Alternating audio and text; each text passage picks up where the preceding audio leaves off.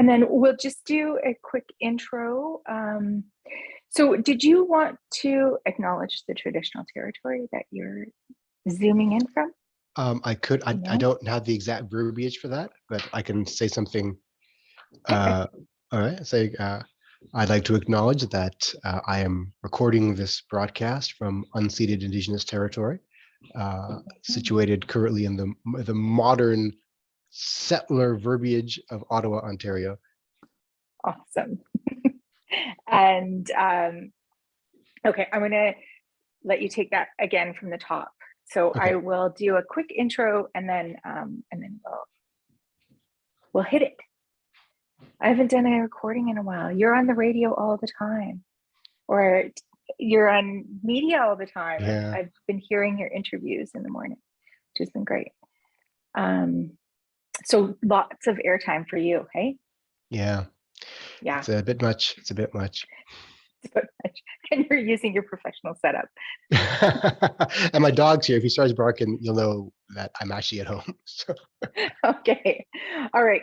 So just to get started, my name's Mathieya Alatini, and I will be your host. So Danche, Ainji Mathieya, Liye, Shanka Jet EJ, and Kluan Mankayi Koche. So I'm from Kluani First Nation territory, and I'm from the Crow Clan. And I am zooming in from the traditional territories of the Kwanlin Dun and the Ta'an Quechan Council here in Whitehorse, Yukon, or Kwanlin U. And my guest today is Dr. Raywat Deonandan, and you are an associate professor at the University of Ottawa. And I'm going to give you a moment to introduce yourself. Thank you. First, of course, I am zooming in from Ottawa, Ontario, which is unceded territory of the Algonquin Anishinaabe peoples. As you noted, I'm an epidemiologist and associate professor at the University of Ottawa. And that is my claim to fame at the moment. This past couple of years, I've been heavily involved in media and public commentary regarding all aspects of the COVID-19 pandemic. I don't consider myself a COVID researcher, even though I do some peripheral research in that area. I consider myself a communicator in public health, interpreting the science for media, the lay people, and other non-scientists. Which is very much appreciated. So that's been, has it been right from the start of the pandemic, so over the past 2 years? And what really caused that shift to focus on public communication for you? For me personally, my personal voyage has been interesting. My spouse was pregnant when the pandemic was just starting, is our first child. And one night I did the math. It was sometime in late February of 2020, I think. And it was math that other epidemiologists who are more capable than I had done already. And I realized, oh my goodness, this is not going to end for years. And there's a very strong chance that my elderly parents might never see their first and only grandchild. They may die before that happens. And this terrified me. And my spouse found me in the fetal position the next morning. And I'm a joyful guy, a positive guy, because I realized something that most people hadn't realized yet, except for those who are in my field. And that is, this is not an endeavor for several weeks. This is a many years long ordeal. So I asked myself, what can I do? At some point, my child would ask me, Dad, you're an epidemiologist. What did you do with the great pandemic of 2020? I had to have an answer. And my answer was, well, because I'm not an infectious disease expert, even though I do have training in that area, my expertise, I think, is in communication. So I immediately wrote some articles. I wrote some blog posts, most prominently something called COVID-19, What's the End Game, which I explained what herd immunity is and what the challenges are for this disease. And at the time, my blog was getting, 20 to 100 readers per week. That one got 500,000. And I realized, there is actually a thirst for commentary of this nature. And instantly, the phone started ringing, and the media hasn't stopped calling since, because there is a thirst, and there's a shortage of trained people in public health sciences who are capable and willing to engage in the public discourse. And that, of course, has come at a personal cost as well. And being able to not just sense, but alleviate the fears, because you were going through the same thing that many other Canadians or many other global citizens are going through, of having elderly parents and having young children, and being able to articulate what those risks are and how do you deal with those risks. I think that's a very important piece of your communication style. So It really is. And one of the things that worries me is the extent to which the next generation of scientists seem unwilling to engage in this job. And I can't blame them, because one of the things we've learned the last couple of years is the heated nature of this topic. It abuts other political issues like climate change and the ceding of indigenous territories, for example. All these things are politically laden. And anytime a supposed expert has a public commentary on it, they come for you personally. What I'm hoping happens at the end of all this is we can re-examine the cracks in society, how we support the less fortunate, how we re-encapsulate the language and methods by which we communicate with the public, and also how to encourage another generation of public health communicators to take up this challenge. And I think you hit the nail on the head there with that.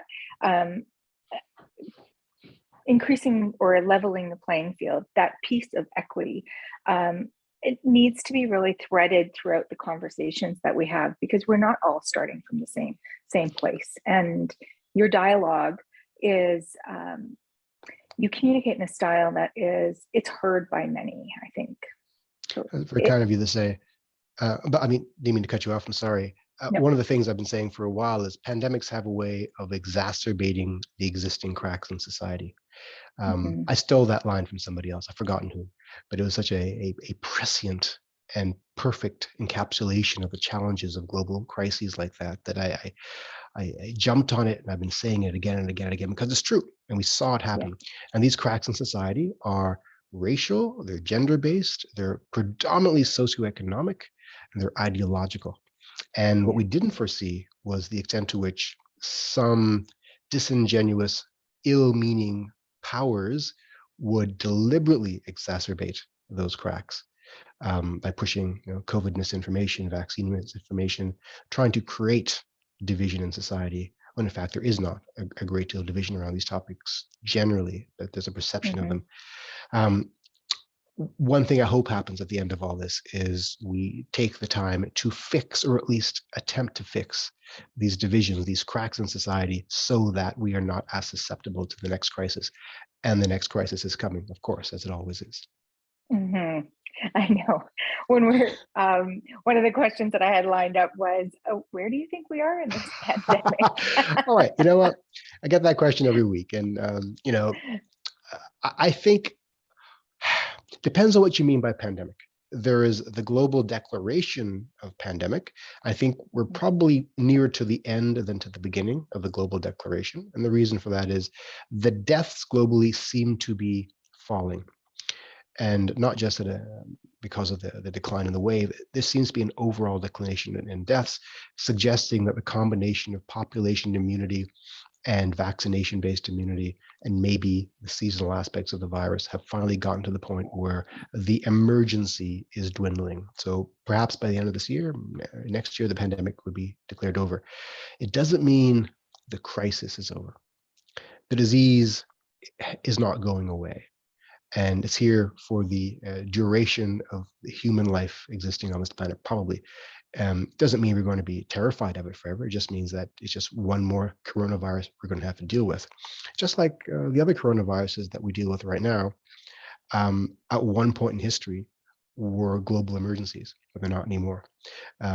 That's a broad lens of looking at it. What you want to hear really is, how much longer are we going to hear about this in the news? And the answer is probably until the end of this year, but less and less as the weeks and months go on, unless another nasty new variant arises that that demonstrably and voluminously challenges our hard-won immunity. So it's possible. Yeah. Are you seeing the shifts? I know we're hearing a bit about the BA4, BA5. Are you seeing that trend in Canada or globally? It's not something I've been paying that much attention to, given that this is not the focus of my research. It's happening. It's happening. The good news, of course, is that every single variant so far responds to our vaccines. Every single one. less so than originally, but they do respond. And the ability of the vaccines to keep us out of the hospital remains very, very high, and to keep us out of the morgue remains extraordinarily high. So again, even as these new variants arise, the challenge to the overall mortality will diminish unless something absolutely new arises. So with these subvariants now becoming dominant, that's just par for the course, I think. There's a question that we had about the surge in cases that we're seeing in China and those lockdowns, and that has a lot of repercussions, not just socially, but on North America with our supply chain, economically. What is the, I guess, why is China in such a serious lockdown right now when the rest of us are opening up? A few reasons. First is that China really embraced the COVID-0 mentality early on, as I think was appropriate, frankly. I personally think we should have approached COVID-0 as a reality in 2020. There came a point where it wasn't going to happen. And right now, I think it's a pipe dream to consider COVID-0 a possibility for us. But they still think it's possible. I don't think it is. The other reason, and that explains why they're big on the lockdown. They're trying to stamp it out entirely. The other thing is they used poor quality vaccines that we have. The mRNA vaccines are top notch. China was using their homegrown vaccines, which are good enough for some purposes, but don't have the same durability or robustness and efficaciousness that the mRNA ones have. And so even though late in the game they upped their vaccination rate, it wasn't with as good of a vaccine that we do. As a result, there is still a strong sense of susceptibility in that population. So the ability of the disease to penetrate deeply and to create crises in healthcare and mortality is higher than in us. So that combination of a desire to stamp out everything and add a susceptibility because of a lesser quality of vaccine usage is what's causing this. I don't know what's going to happen. I suspect they're going to come to the realization where they cannot contain this thing and push for a more vigorous and updated vaccination strategy and re-enter the global community that way. Yeah. How does that stretch to the rest of the global community with our mRNA vaccines being the premium quality ones? And are we sharing that globally? Yeah, it's a good question. We are sharing it, but not to the extent that I think we could or should.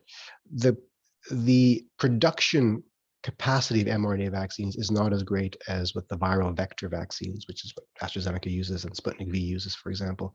And the viral vector vaccines are more easily manufactured. They can be transported more easily. They can be stored more easily. They're probably the best bet to immunize the world. So I think AstraZeneca probably has a better impact on global immunity than the mRNA ones will. The mRNA ones are probably reserved for wealthy nations simply because of the cost and the ability to ship and store. The Chinese vaccines are not viral vector, to my knowledge. They are a older technology, an attenuated virus, or sometimes a kill virus that tends to have less durable immunity. And they have shared their vaccine to a number of countries. Good for them. Some other countries could not get access to these other quality vaccines. So if the question is, how does the limitations of the Chinese vaccines affect global immunity? It is a problem. But again, it's better than no vaccine at all. And some countries have no vaccine. I mean, we can talk about North Korea as well. I'm really concerned about North Korea, an almost entirely unvaccinated population, a poor quality healthcare system in which only the absolute wealthiest have access to any kind of healthcare at all, poor nutrition overall, therefore a high level of susceptibility. So I'm concerned that the disease will rip through that population and cause untoward suffering. You look at sub-Saharan Africa, where vaccination rate is poor, but ironically, the healthcare system is in some ways better than North Korea and more accessible to a lot of people. The median age of sub-Saharan Africa is much less than North Korea, and the ability to interact in open air reduces the possibility of transmission. So in some ways, poorer countries can weather the storm a bit better because of some built-in geographical advantages. For any of the politicians that are listening, how do we as Canadians as one of the richer nations Yeah. in the world, how do we contribute to or affect the distribution of those vaccines? How can we help Right. out? So there is an institute set up, the COVAX Institute, run by, I think WHO runs it, where Mhm. wealthy countries donate vaccine and or money to purchase vaccine, which is then distributed to the rest of the world. And it is woefully underfunded, but that seems to be the best mechanism so far to make sure there's a fair and centralized distribution network. We can donate excess vaccine. We are swimming in vaccine right now. We can also up our production capacity, as we are doing. So Canada we're building vaccine factories again, as we used to have back in the 70s, and for some reason we stopped making them, but we're going to have them again Mhm. soon. We have homegrown vaccines like the Medicago vaccine, which is based on a tobacco-like plant. I think this technology Yeah, is amazing. It literally grows on trees. You know, that's so cool. yeah, and if we can flood the world with high quality, low cost vaccine, that'll help too. The other things that we can do, or get our politicians to do, um, is buy and or donate antivirals. So Paxlovid is Mhm. the thing that makes the news all the time. What the world is going to see in the next few years is a combination of preventative measures, treatment options, and vaccination for the disease itself. Long COVID, another story entirely. But one way for President Biden is having a summit on what to do about the next steps of COVID. And one of the recommendations put forward in the media, I think is a rational one, is to really push this test to treat option for the world. So imagine walking into a pharmacy, you get tested for COVID on the spot. Say, oh, you've got COVID. Here is the antiviral. Take it right now. And don't bother the healthcare system. Don't bother your doctor. Just go on to life. I think that's a viable outcome, but some steps has to be taken to get there. We have to understand the limitations of the treatment better. We have to make the Mhm. treatment available to the world and the test available to the world as well. Yeah, I'm in the north here. We have access to Paxlovid, and the deployment of it has been minimal, Mm. to say the least. And a lot of it is access to family doctors and Yes, healthcare professionals, and the contraindications, I guess, with other. that's a Um, huge problem, contraindications.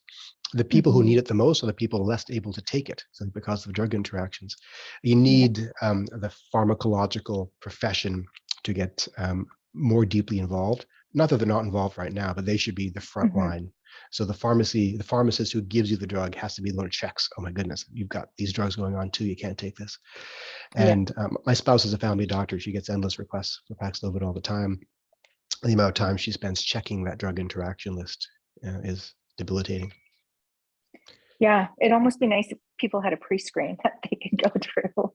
Yeah, you make a good point, and the larger implication of that point is so much of our, I don't want to say failure, but our struggles in responding to COVID are administrative and Mhm. infrastructural. They're not technological. They're not scientific.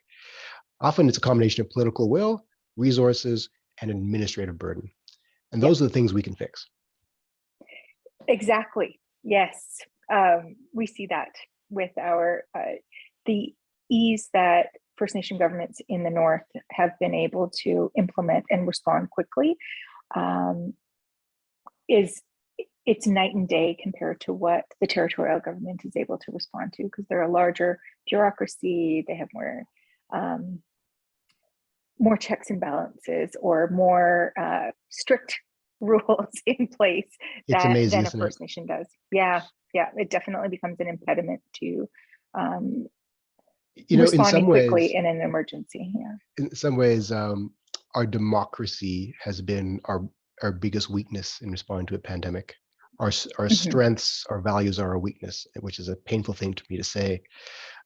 Western, not speaking obviously about Indigenous communities, but Western nations in general, because of the supposed liberal mindset, are susceptible to misinformation and disinformation, Mhm. and this stress on personal freedoms has really impacted our ability to implement large scale public health restrictions. So it's fascinating Yeah. watching. Yeah, it's a family who lived in Japan for a long time, and that communal mentality where you have a responsibility, all your actions affect everybody else, is a very different mindset than what we have in North America, where we're talking about infringement and we're seeing protests for infringement of my personal right. It's amazing, You're isn't it? you're making me wear a mask. Yeah. How could you? So this is a cultural issue, not a scientific issue. It's fascinating Yeah, watching. We don't talk enough about Bhutan. Bhutan is a success story beyond right. all others. And Hmm. Bhutan, I think their prime minister is a public health professional, or the president is, and they got slow access to vaccination. But everybody understood once it's available, it is our civic responsibility to accept vaccination. It's our civic responsibility to not infect other people. Hmm. Their first case was an American tourist, I think, who was immediately isolated and vaccinated, and everybody took care of him. You know, it's the mindset that matters, not Hmm. the technology. Yeah, I think that's a tweetable moment. um, Maybe switching to kind of what's next. Yeah. The discussion now is all about endemic. How are we shifting out of pandemic mode into endemic, and what does that actually What does mean? it mean? Yeah. Well, what is an endemic? An endemic just means that there are no more waves. It means the Right. presence of a disease pretty much consistently um, in a defined geographical area. My dog's barking. I hope it's not too much of a problem. Oh, it's here. um, so you can accept endemicity at an almost unnoticeable level, or you can accept endemicity at a crippling, unsustainable level. Hmm. So you can think about something like tetanus, which is an endemic disease, a vaccine Yeah. preventable and treatable endemic disease, where no one talks about tetanus. Maybe if if you fallen down the water slide and cut your foot open, you go to the hospital, ask, have you had your tetanus shot? Well, if not, we'll investigate it now. But that's a level of endemicity that we never think about. It's Hmm. possible to have endemicity that is crippling to our healthcare system and to our way of life. So what we do now affects the level at which we will settle and accept endemicity, which is why it's frustrating to me to look at the doing away of mask mandates and even vaccine mandates before we have pushed the disease to such a low level that we can hold there at our endemic level. So are we at the endemic stage? I don't know. We won't know until months or even years past, until we see whether or Hmm. not the waves are still happening to a large extent. Yeah. But it looks like politically people want it to happen now and are assuming it's happening now and declaring it to be endemic, which is not the way this works at all. Yeah. Um, yeah, I mean, a pandemic can be declared for administrative purposes. The WHO declares a pandemic when they think, well, now we can mobilize these resources because we called it a pandemic. But a pandemic just means a higher than average rate of new cases in more than one geographical area around the world. It's a vague Hmm. definition. An endemic has a similar vague definition. You can't declare an endemic. I know, it's quite funny to listen to the rhetoric, because we're still in waves in Canada. Like we're still seeing that, and we're seeing it in regions where it's really affecting our healthcare system. There is small recoveries of, uh, like I'm thinking of British Columbia, where the wait lines are starting to be addressed for elective surgeries. But there's still, like, we've got healthcare system professionals in the Yukon that are burning out. And I Yeah. think across all of Canada, North America, probably. Um, That is it's, my biggest concern, and particularly for Indigenous communities where the supply of healthcare workers is poor to begin with. And mhm, the labor crisis, we're going to see the sequelae, the implications of this labor crisis for months, if not years to come. Hope it's not generations. But how do you sustain healthcare now, let alone 8 months from now, when people have not gone back to work? You know, it's a yeah, challenge. We haven't talked about long COVID yet either. Like the implications of no. long COVID. I don't know what the implications are. We're seeing the hepatitis waves Mhm, happen around the world, and there's a strong suspicion that it might be linked to COVID infection. I think it probably is, mhm, frankly, but I'm not a virologist. I can't say for sure. Epidemiologically, there is a statistical link between the two, which is very suggestive, and it seems to be biologically plausible. But if that's the first taste of the long-term implications of mass infection, that's troubling. I especially mean, it's when not. you think of a liver disease such as hepatitis. It could be with you for the rest of your life. And if you're a 5-year-old getting that, it's huge. The rest of your life is affected. It limits your choices. Yeah, and that's just the scientific perspective. The political perspective is even grander. So those who minimized pediatric infection, if in fact the hepatitis is linked to COVID, and I'm not saying it necessarily is, I suspect it probably is, um, then there is a sunk cost fallacy. We have to maintain this narrative that kids don't get sick, kids don't get seriously sick, when in fact, if in fact this is a long-term consequence of it, you can't admit to that fact. So we have a lot of work coming up politically, culturally, scientifically. I don't know where to start. All I know is I'm not going to be unemployed anytime soon. No. We probably need a royal commission to investigate a number of aspects of the pandemic, including how we responded to it in long-term care centers, in Indigenous communities, in our narrative approach and our communications approach, and how to prepare for the next time. I mean, you asked what we do next, and I do have a more comprehensive, fulsome answer to that. We have to do a lot of things administratively. We got to fix the way public health communicates, not just with the public, but with each other. We have places in this country where you send case reports by fax. Yes. You know, 1990s technology. And no wonder we can't get the COVID app to work if we're using 1990s technology. There's a paper. Yeah, sorry, some regions have chosen not to use the COVID app, so that's frustrating. I can't blame them. Itself. I can't. Well, I mean, the COVID app was never expected to be a game changer anyway. I looked at it as a beta test of something that we can put into place for the next pandemic to see what the uptake would be and the challenges. And I don't want to bore people with technology, but there's a GPS approach and there's a Bluetooth approach. And the GPS approach would allow the app to actually track where you are and figure out who you're in contact with and can manage this stuff through an AI quite effortlessly at low cost. Yeah. But it's perceived to be intrusive. Whereas the Bluetooth approach is what we use is if you walk by someone, it logs the fact that you walked by them. And if they end up testing positive later on, you'll get an alert later on that you may or may not have to respond to. It's more respectful of the quote unquote freedom priorities. Privacy, yeah. Yeah. Whereas the GPS approach would probably be a game changer if we were to adopt that. But there's a paper from 2004 that I always cite that talked about the lessons we learned from SARS-1. People don't remember SARS-1. SARS-1 was a low-level multi-nation epidemic of the precursor of this virus that affected cities like Toronto and Hong Kong. And the lessons were 3 lessons in this paper. First lesson was animal husbandry is bad for human health. That's my vegan propaganda coming up. Put that aside. Number 2, which is relevant here, is that the best technologies are the old technologies. So wearing a mask, hiding in your house, staying away from people, that always works.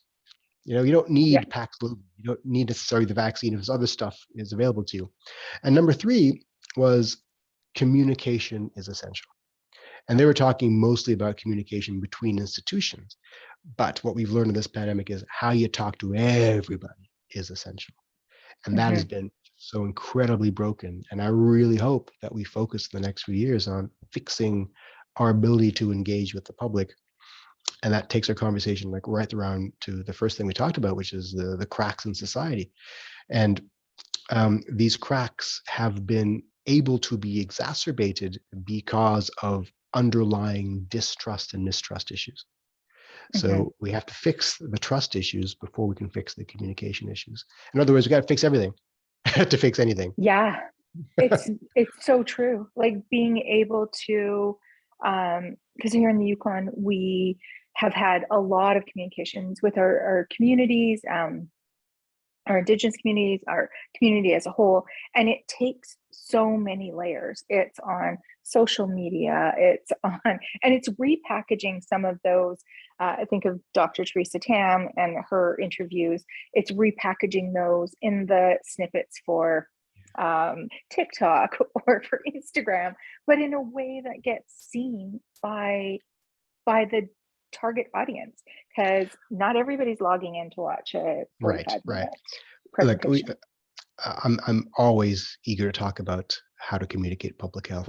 Like, I don't know for sure what to do. I have some thoughts on it because I've been doing this last couple of years. I'm not trained in this, frankly. It's something I jumped in knee deep. And I look back at the previous public health campaigns, like what we did around smoking. in the 60s, 70s, 80s, and which worked to a large extent, but didn't work to a large extent in some populations. And if you think about the way that the anti-smoking campaign works now is you buy a pack of cigarettes and there's a picture of a diseased lung on it. It's like saying, if you take this, you're going to die. You're going to die. We're not saying you can't do it, but if you do it, you're going to die. So the intent there is to change behavior. Now, I think we're in an era now where there's so much distrust that if it's clear that your intent is to change behavior, a very large segment of the population is going to discount you automatically. So I think our approach has to be transparency in sharing information without necessarily being transparent in our intent to change behavior. Like, here is the efficacy of the vaccine. Here's what will happen if you choose not to vaccinate. You do you. And here's how I got this information. And it's a delicate balance, because if there's the slightest sense that I'm pushing an agenda, doors will be shut in my face. And I don't know how to navigate this new world. It's a bit dangerous. A lot of what we talk about in knowledge translation is here are the different avenues: TikTok, Twitter, Facebook, op-ed. But that's the first level of analysis. Beyond that is something more profound. It's something about identity. It's how dare I presume to tell you what to do when I don't even know who I am. So you got to start with the internal journey and share outward. So the best communication, I think, is by those who are transparent in their vulnerability and in their identity. So people trust you more if they know who you are and they know what your weaknesses are and so forth. So I'm off on several tangents there, but as we invest in a new generation of public health communicators, I think that's got to be part of the messaging: is know yourself and be authentic about who you are.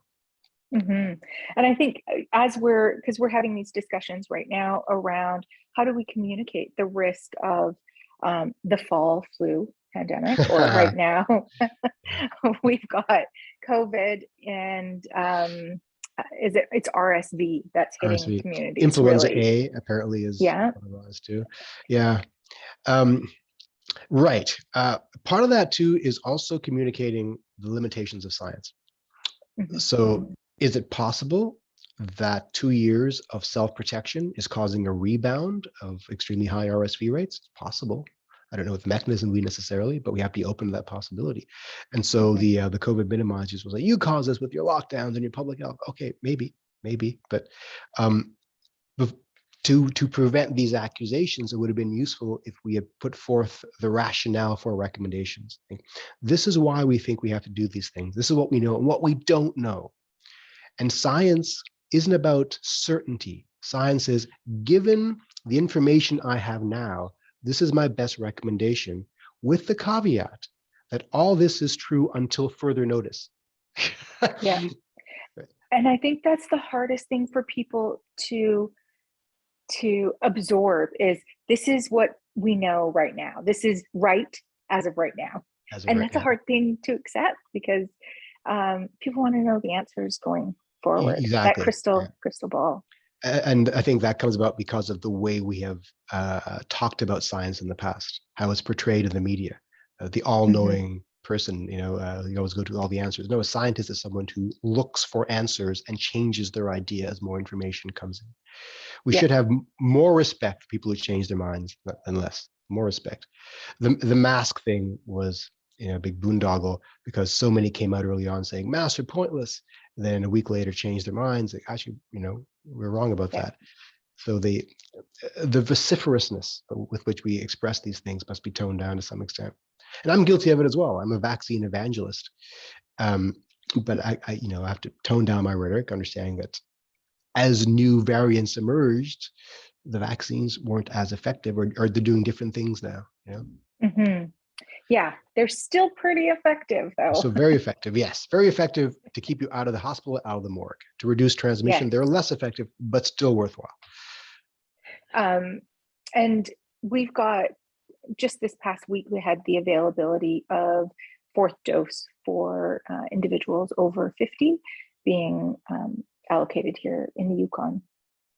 We've had a very low uptake on the fourth dose in the elderly population. Prior to this, it was only available to 70 plus.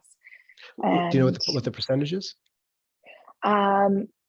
Oh gosh, I didn't check just before. It is, I think, close to 30, 27, something like that. Percent for fourth Yeah, doses. Okay. yeah. Yeah. So, but we've also had a lot of COVID in the community. So we don't really know if it's slow uptake because people have just recently contracted Mhm. COVID and have to wait the 90 days before they can get their next shot. It's confusing to me, you know. I don't see, not no, but such almost unthinkable downsides to a fourth dose. Or fifth dose or sixth dose, even. Give me as many doses as you want. I see the Mhm. upside far outweighs the downside. And yet I get this question every week, you know. Yeah, Should I get a fourth dose? Yeah, you should get a fourth dose. yeah. There's no reason not to, frankly. And And especially yet, when we're thinking there's these other variants that they're out there. The yeah, virus is still mutating. So keeping I, th- yourself as highly protected as possible just I makes think the sense. reason is somehow the narrative that the vaccines don't work has made it way out there, and that's being Mm, repeated at a casual, colloquial level. yeah. What's the solution? I don't know.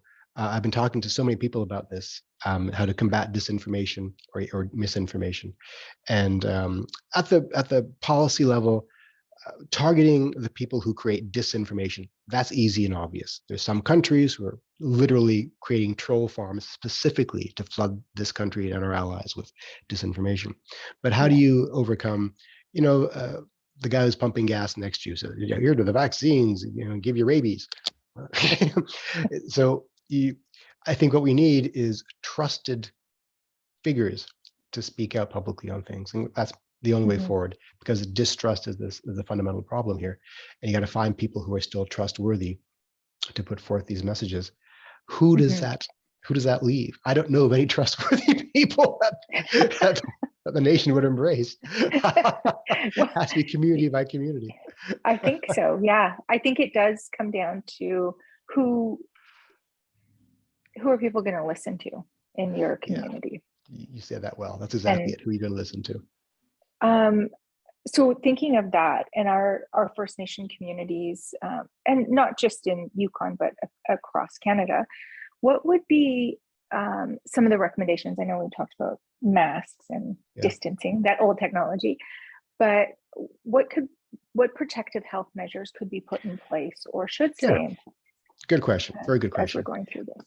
First, we have to accept that COVID is an airborne disease.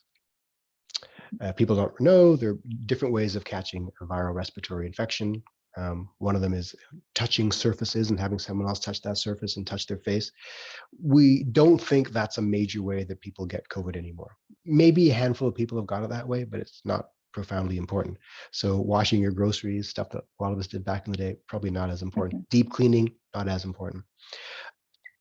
Do they get it from droplets? So droplets is when we exhale, and then these large droplets around 5 microns or larger come out of our mouth and nose and fall to the ground within 1 or 2 meters, which is why we have that 2 meter distancing rule. And if you're going to walk within 2 meters, we assume you wear a mask so that if a droplet falls on your face, it's not going to touch your face and be inhaled by you. Um, Airborne, though, airborne viruses is where airborne transmission is when the droplets are smaller than 5 microns in general and can linger in the air for hours and sometimes drift for many, many meters. In fact, Mhm. an infected person go into a room, exhale virus, leave the room, someone else walks into an empty room, inhales it, and gets infected. That's kind of what we're dealing with here. Yeah. And so, how do you control for that kind of transmission? Number one is ventilation. So this is one of the reasons that being outside is so much safer. There's natural ventilation. The wind takes it Yeah. away. If you can't have natural ventilation, then having windows open and a fan going, that helps. Or good quality filtration systems. So the engineers talk about something called MERV. That's the mechanical something something something rating for the filter. Yeah. Anything 13 and above supposedly is fine to filter out viruses. HEPA is the best quality filter. So hospitals use HEPA filters. You can get a portable HEPA filter for your office or your bedroom and plug it in, and it cleans the air. You can make your own HEPA filter device called a Corsi Rosenthal device. Go on YouTube and look up the instruction. Just got to buy a couple of furnace filters and a box fan and tape it together, and that's good enough for like a classroom. It's like less than 40, $50 to build one of those. Exactly. It's so awesome. Exactly. Yeah. Yeah, it's incredible. Yeah. I don't know why people don't use these. So ventilation is very, very, very important. I think that should be a permanent fixture going forward in public indoor settings. Now, if you want to get fancy, install CO2 monitors to keep track of exactly how much ventilation you're getting.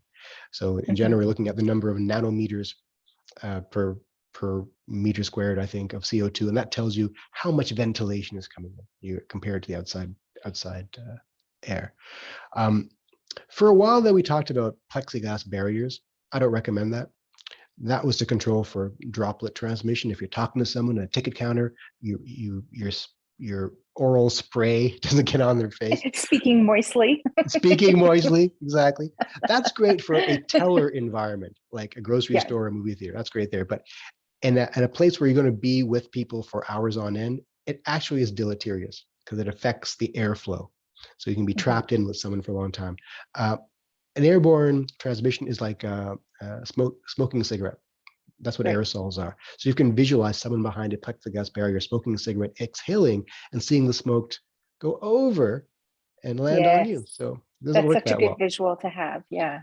You can also picture someone smoking a cigarette and then leaving the room, and you coming in and smelling it and inhaling it that way.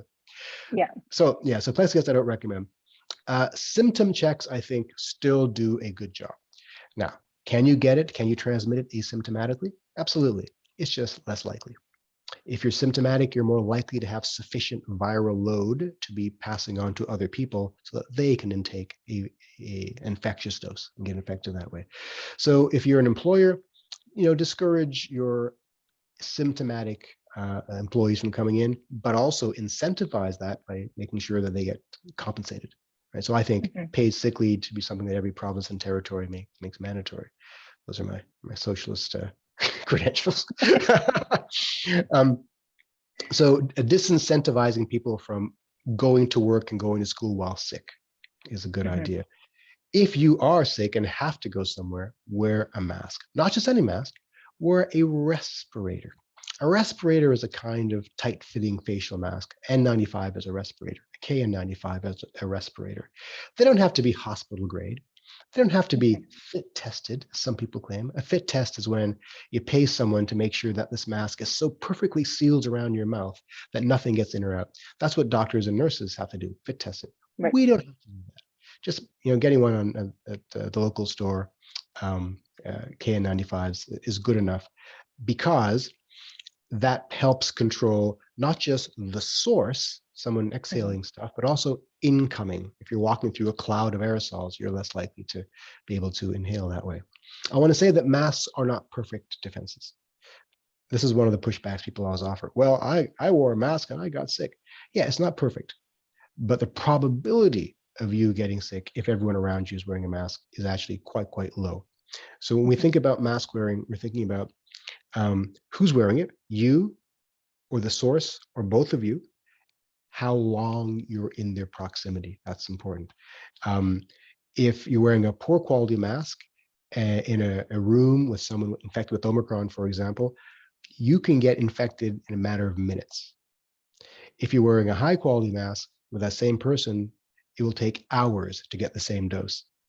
If you sit there for a couple of days, you're going to get infected, even wearing the mask. But you've got hours to go shopping now. So the high quality mask matters. Vaccination is important. Now, anyone listening to this right now is probably pro-vaccination. I understand those who aren't are probably hesitant for a number of reasons. There's some people who can't get vaccinated for a variety of allergic reasons.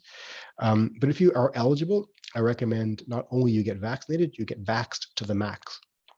So 2 doses for a while was considered fully vaccinated because 2 doses was statistically highly likely to keep you out of the hospital, out of the morgue, but also likely to prevent you from getting infected in the first place and prevent you from infecting others.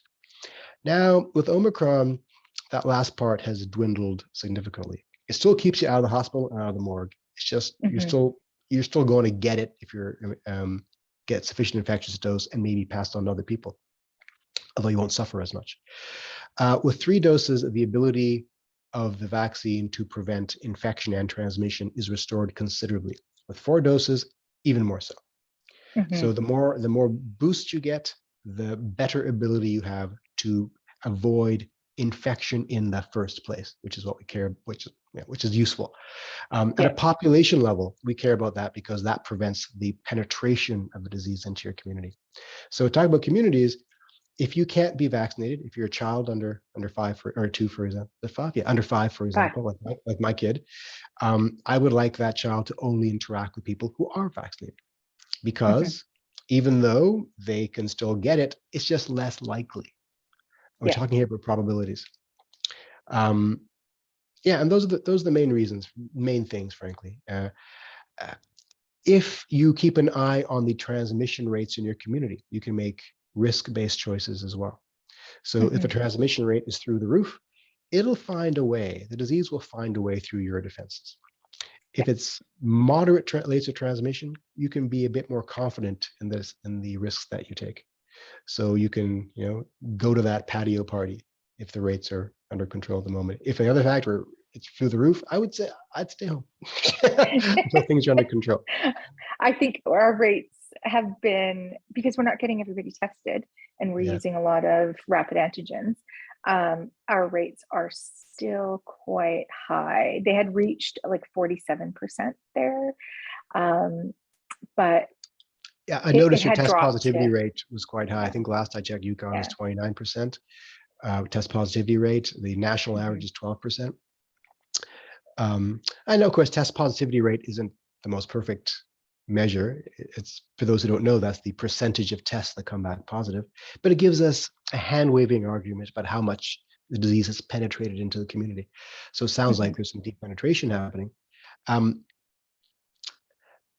Masking remains, aside from vaccination, masking is your best bet for personal protection when everyone else has made bad choices. So if you wear an N95 or KN95, at least well, I've done my part, and if I walk through this cloud of virus, I have a low probability of receiving infection. I think one of the other important pieces, even for those that are getting vax to the max, or they've done their second dose, they've got a booster, and they contracted COVID. So Yukon, we had several situations of that. The symptoms were so mild that people didn't realize they actually had COVID. But I think that's a testament to the effectiveness of the vaccine. 100%, 100%. If you hadn't got that vaccine, maybe you'd be in a ventilator or dead. I think the expectation of what the vaccine confers is a little bit out of proportion to what they actually do confer. They confer something extraordinary. People are expecting perfection. And it's sufficient if a vaccine just removes symptoms. It's sufficient. We have other vaccines, like the rotavirus vaccine, for example, does not prevent transmission, but it removes symptoms. And as a result, we have almost no cases of rotavirus, or rarely cases of rotavirus, because it's a mandatory vaccine now for kids. So imagine if everyone was unable to be symptomatically affected, but they still got infected. That's okay. You're much less likely to get long COVID, much less likely to have these other things we talked about. Civilization goes on, your life is not affected. So that's what we care about. That's like the best outcome. It's the best. I mean, the best outcome would be death rates. Yes, it's zero transmission at all. I think we've done a poor job of explaining vaccine technology to people, and we use the best examples all the time. Like smallpox is such a tremendous success story, but most vaccines aren't smallpox vaccines. Most vaccines are, good but not perfect. The flu vaccine is a good example. A good year of flu vaccine gives you a 40% efficacy, which doesn't sound like a lot. It's enough to prevent enormous amounts of mass death. And as a result, I encourage everyone to get the flu vaccine as well. The downside is minuscule, the upside is profound. But vaccines will not give you perfect protection. They are one of a number of strategies we use to control infection in a population. We talked about the other ones already. And I just want to put out there, because I hear this a lot, that I'm going to get COVID from the vaccine, or I'm going to get the flu from a flu Yeah. vaccine. Right. So that's impossible. Here's why it's impossible. We talked about the Chinese vaccine earlier. One of the Chinese vaccines is an inactivated virus, which means it's the actual virus they're injecting you with. That's not what we use. The mRNA vaccine doesn't contain anything living at all. It's literally a molecule. It's an instruction for your body to produce something that isn't also living. It is to produce antibodies. So at no point are you exposed to the virus from a vaccine. The flu vaccine, same thing. They're just antigens. So that was the case many, many, many, many, many decades ago. And this is why these stories persist. But that's no longer the case. We solved that problem decades ago. Thank goodness. Because getting injected with live vaccine does not sound good. Right. I mean, we do have live vaccines still for some diseases, like rabies, for example, but that's not what we're talking about here. Hang on, I might be wrong about that. Rabies might be immunoglobulin, but but I think there's some other vaccines with live vaccines, but this is not one of them. Okay. I think we've talked about this concern about long COVID. Did you want to address anything else? Do you think our healthcare system's ready for it? Yeah, that's a really good question. First of all, we don't define it well. Most of the studies say long COVID is symptoms lasting more than X number of weeks. And symptoms can be anything from sniffles to diarrhea to being on a ventilator. I've had students who are in their 20s who are oh, you froze there for a second. Yeah. Okay, I've had students who are in their 20s who are nationally ranked athletes who got COVID 2 years ago who can't climb the stairs today. Wow. So there are exceptions, but it does happen. So that's what we're scared of. We're scared about that. We're scared about the long-term brain fog. We're scared about the inflammatory issues having to do with these organs like the liver. Is it common? I don't know. Depends on what study you look at. But the question is our healthcare system ready for it? No, we are not ready for it. We are not ready for it at all. And this is going to be possibly one of the largest challenges to our healthcare system over the next decade, unless we figure out how to treat this and prevent it pretty soon. I think we will figure things out within the next 2 years or so. A lot of work is being done on this. And there is a strong suspicion that vaccination greatly reduces A, the probability of long COVID, and B, the intensity of long COVID when it does happen. So vaccination remains a great option here. And again, the downside of vaccination, we've given hundreds of millions of doses, hundreds of millions, if not billions of doses around the world. And the statistical signal for anything bad happening has not appeared yet.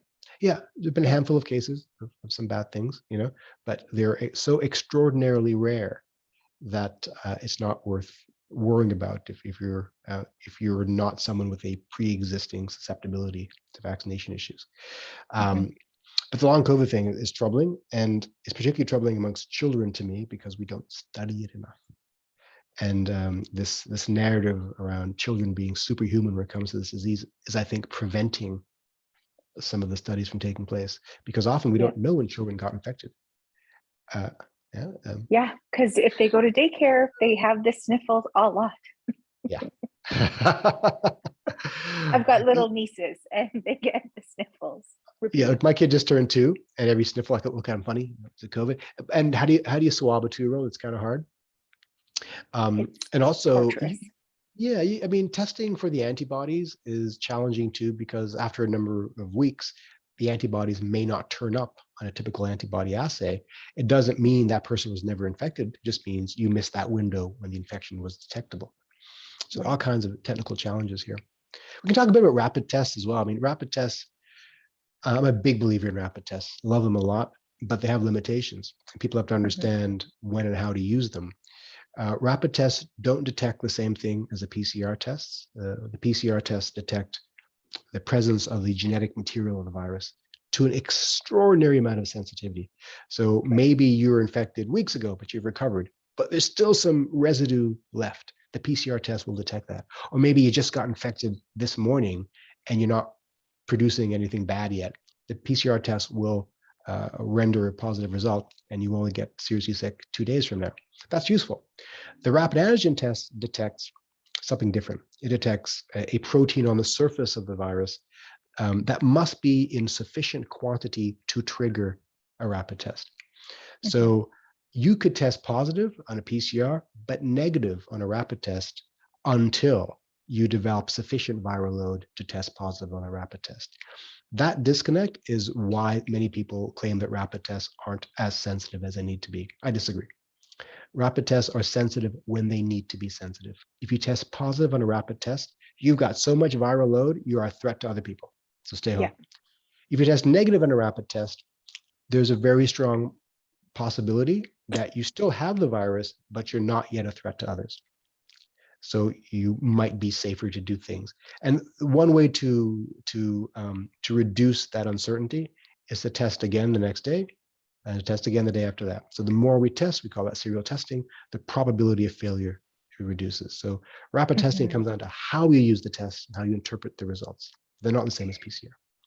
And I have to give kudos to the leadership and First Nation communities here in the Yukon, where we've implemented and broadly distributed rapid antigen tests and the rapid molecular, so the Lucira devices Oh, fantastic. as well. That's great. And using the Lucira as a verifier. And we've That's also adopted the throat and nose swabbing technique, because we were finding with Omicron that it detected the virus load much sooner than just the nasal. Yeah.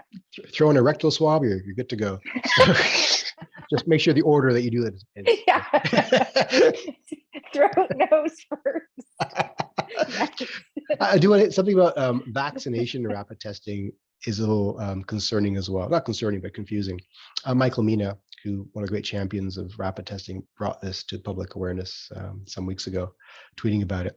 So if you're vaccinated, one of the things that vaccination does, it produces a symptomatic response very early in the infection scenario. So if you're vaccinated, your system is primed to go to war. So suddenly it sees the virus in your body. I'm going to get that virus, and it starts throwing all kinds of stuff at it, the sniffles, the coughing, all that stuff. So you got symptoms, but you don't have a lot of viral load yet. So if you give yourself a rapid test when you got symptoms and you've been vaccinated, you probably test negative because your body is just overreacting to the presence of that virus. If you test a day or two later, maybe then you'll test positive. On the other hand, if you are not vaccinated and you got symptoms, you will test positive on a rapid test probably, because it takes a while to get sufficient to get a response from your body based upon viral load. So all it means is the vaccines will work, but it confuses the rapid test a little bit. As a result, if you have symptoms, test now, test again tomorrow, and in that time period, don't expose yourself to people. Mm-hmm. I think that's really important, because we had seen that as well throughout this spike that we have in the Yukon with the Omicron variant.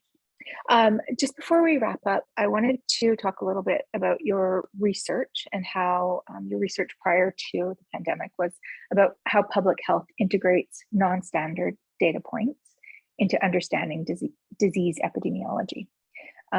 What have you learned or observed during this 2-year exercise about that?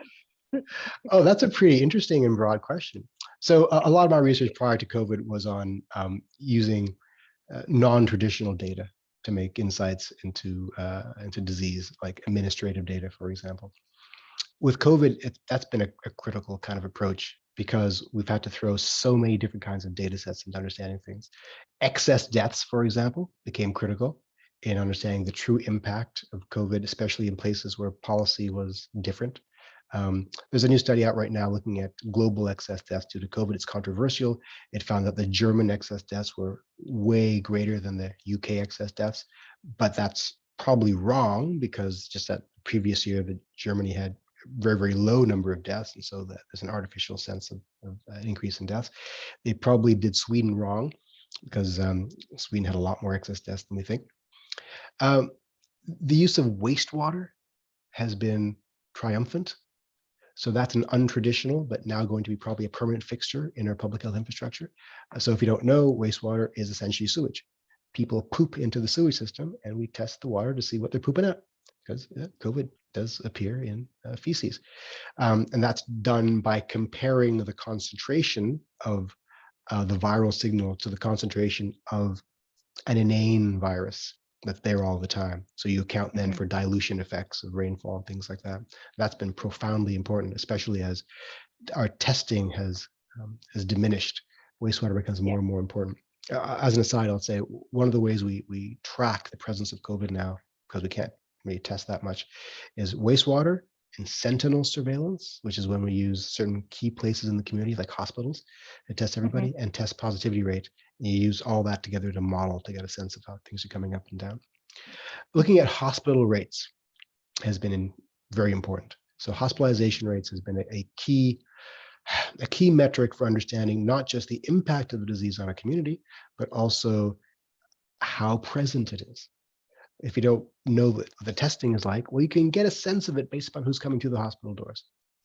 Same with the school situation. Any school surveillance that's reported, we get a sense of that. The challenge with the hospitalization these days, I'm off on a tangent here, I think, but is in incidental COVID versus causal COVID. And this is something the minimizers always point to, is how many of the people that you count as being hospitalized with COVID were just hospitalized with a broken leg and they happen to test positive and they're asymptomatic, so who cares? Yeah, that's a real thing. First of all, nobody gets hospitalized with a broken leg. If you're in the hospital, you're there for a serious reason. Yeah. But two points there. First is that modelers suggest that with Omicron being so present, probably anywhere from 30% to 50%, and possibly more, is causal. So don't overly minimize the incidental COVID. Number two is, even if you didn't come in for COVID, you got COVID now. And as a result, the hospital has to spend resources on you. You have to put you in isolation ward. Everyone's got to wear masks. We got to test all the people around you. So you're costing money and time. Number three is, even though you didn't come in for COVID, the COVID is going to exacerbate your condition. So if you came in for, kidney disease or some sort of diabetes complication or heart disease, the COVID is going to make it worse and possibly push you towards death. So incidental is not necessarily incidental. So that's how the complicated aspects of administrative data work. Next thing is, I wrote a paper early in the pandemic asking for a dedicated approach to data collection at the hospital level so that we can build epidemiological models for causal factors. Who is most likely to get sick? We still don't know. We get a sense that if you've got certain preconditions, if you're obese and older, sure. But is a vitamin D deficiency really profoundly predictive of bad outcome? I don't know. How about other micronutrient deficiencies? How about a history of taking this kind of medication versus that kind of medication? If we were to create a database of patient charts with key variables inputted that we can just crunch electronically to produce the regression models to just get a sense of which of these factors is statistically more likely to result in a bad outcome, I think that would have been profoundly useful. And a rational data infrastructure health society would have done this within the first 3 months. We didn't. We could even get a database for vaccine uptake, for goodness. So I'm not surprised. It's really frustrating. That is honestly one of the biggest challenges that we're facing here in the Yukon is access to data, collection of data. It's astounding. 2022, we can't do shocking. I know. Almost everyone has a smartphone. I know, right? Yeah. Well, part of the problem is most of our IT focus and data and money and expertise in the world is focused on getting people to look at their phone longer. It's not meant to actually solve problems.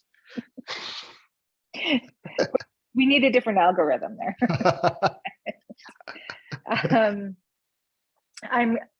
I'm glad you're talking about wastewater. That's our kind of next step looking forward. And for us in the Yukon, a lot of Indigenous populations eat traditional food, so harvest off the land. And we know that there is that transmission between ungulate species or animal species and wastewater, if you think sewage lagoons. And so I think that's going to be our next step after we get our wastewater surveillance testing program up is testing our animal species.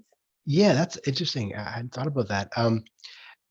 The zoonotic aspects of COVID, I think, are largely unknown and probably don't really contribute a great amount to transmission, but it must be monitored, especially if it may lead to more mutation later on. Like people need to know, why is the flu such a big deal every year? The flu is a big deal because it comes out of porcine and avian species, birds and pigs. And when they're infected together, they tend to share DNA or RNA and create superbugs that can then infect people and create all kinds of havoc. So imagine you're in an Asian wet market and there's a sick duck in a cage next to a sick pig, and they both have different kinds of flu. Now suddenly one flu jumps over into the other animal and says, "Hey, I got this DNA here for humans. You want it? Sure, I'll take it." And suddenly we have this super bug that's infecting people and creating a pandemic. We don't want that to happen to COVID. It's probably how COVID arose in the first place. I don't know for sure, but that's probably how it did. We think it was via a pangolin and maybe some other, a bat perhaps. But if we have infected ungulates, other kinds of domesticated animals, is it possible that they will communicate with other viruses and create other kinds of strains later on? I suppose so. I'm not a virologist. I can't say for sure. That's one reason to keep track. Another reason is we want a healthy domestic animal population. Another reason is we don't want to have infection pinging between different species too often. I'm often asked, can we eradicate COVID? No, we can't. And this is relevant to what we talked about here for a second, so bear with me. So there are different ways, different outcomes for respiratory viruses like this. We can make them extinct, eradicate them, eliminate them, or control them. So extinction is we wipe it off the face of the earth. We've never done that. Number two is we eradicate it, meaning we wipe it off the face of the earth, but keep samples for some reason. We've done that twice, smallpox and winterpest. Three is elimination. That's when we drive it outside our borders. We do this a lot. Rabies in England, polio in many countries, and inch towards eradication. And the last is control. That's where we tolerate its existence, but we have public health strategies to keep it under control. The reason that eradication is off the table, probably, is we need some things for eradication to happen. We need a vaccine that is highly tolerated, that you vaccinate for life, and that renders lifetime immunity. We need the disease to be, once you're infected, you get immunity for life. That's not happening here. You need a vaccine that is tolerable throughout all age groups. We haven't got that yet. It's useful if infection leaves a mark of some kind, so you know you've been infected. So smallpox has all the above. And critically, we need no animal reservoirs. So a reservoir is where the disease lives in its spare time. So smallpox lives in people. So if you eliminate in people, it's not going to wait out there in a deer mouse or in a moose or something. Yeah. COVID, cats, dogs, zoo animals, ungulates, etc. It lives in a lot of species. So if we got all of the above, if we got the perfect vaccine, we'd have to vaccinate every species of mammal on the planet. So we can't do it. Not going to happen. Dang it. Well, I don't know if you want to say any last words. Yeah, I do. I mean, we've talked a lot of negative stuff today, but there's a lot of positive news too. So much good news. We got vaccines. Oh my goodness, that's enormous. Yay! That's enormous. And the best ones. And they're getting better, by the way. We're going to have an intranasal vaccine, which will really control transmission well. We're probably going to have a pan-coronavirus vaccine at some point, which means good for all variants, present and future. I think these things are possible. Again, I'm not a vaccinologist, but this is what people tell me. Two, we're building up our vaccine infrastructure. So no more waiting for doses. We're going to make them here in Canada and spread them around the country and hopefully vaccinate the world. So we'll have this under control. Three, we're getting more treatment options every day. They're all being tested. There's a huge incentive for them. The reason we got vaccines so fast are administrative reasons. I won't go into which ones they were, but they're all administrative, weren't scientific. If that same administrative approach is taken towards creating treatments, as I think they are, we're going to get many more treatments coming very, very soon. Next, we have a better grasp of what the disease is doing. Not perfectly, but a better grasp. And as a result, we can control it more. And 4, there's a lot of population immunity right now. So fewer and fewer people are getting seriously sick. That's good news.